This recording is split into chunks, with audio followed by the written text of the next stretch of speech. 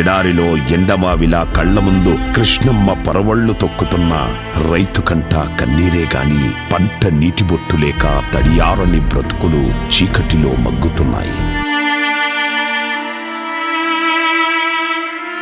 ఇప్పుడు ఇంకా బతకాలని బోర్లు వేపించి సర్వం కోల్పోయినాం.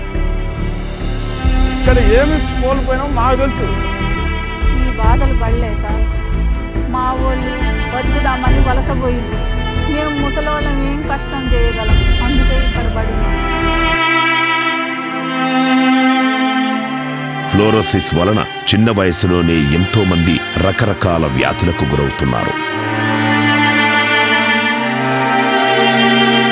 వాటర్లో ఫ్లోరిన్ ఉండడం వలన పెద్దలకు మోకాళ్ళ నొప్పులు, పిల్లలకు గార పండ్లు అట్లాంటి ఇబ్బందులన్నీ వస్తున్నాయి. దాంతో కీళ్ళ నొప్పులు, వాతము, జ్వరాలు వస్తున్నాయి. దక్షిణ ఆంధ్ర రాయలసీమ ప్రజల కలల ప్రాజెక్ట్ పూల Subbaiah Veligonda project CM YS Jagan దీనిని జాతికి అంకితం చేయబోతున్నారు.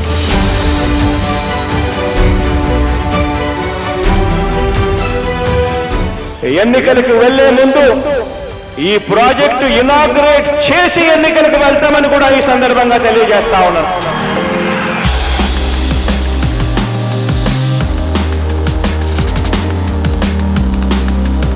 రెండు 2004 నుంచి 2014 వరకు దాదాపుగా 20 కిలోమీటర్లు ఆ దివంగత నేత ప్రీతమ నాయకుడు రాజశేఖర రెడ్డి గారు నాన్న ముఖ్యమంత్రిగా ఉన్నప్పుడు ఉరుకులు పరుగులు తీస్తూ టనల్ పూర్తి చేసే కార్యక్రమంలో యుద్ధ ప్రాతిపదికన అడుగులు పడితే 2014 నుంచి 19 వరకు చూస్తే కేవలం 6.6 కిలోమీటర్లు మాత్రమే టనల్ వర్క్స్ జరిగాయి. ఆ తర్వాత మళ్ళీ మీ బిడ్డ ముఖ్యమంత్రి అయిన తర్వాతనే మళ్ళీ ఈ రోజు దాదాపుగా మిగిలిపోయి ఉన్న 11 కిలోమీటర్ల టనల్ ను యుద్ధ ప్రాతిపదికన పూర్తి చేసి ఈ రోజు జాతికి అంకితం చేసే ఒక గొప్ప కార్యక్రమం ఈ రోజు జరుగుతా ఉంది.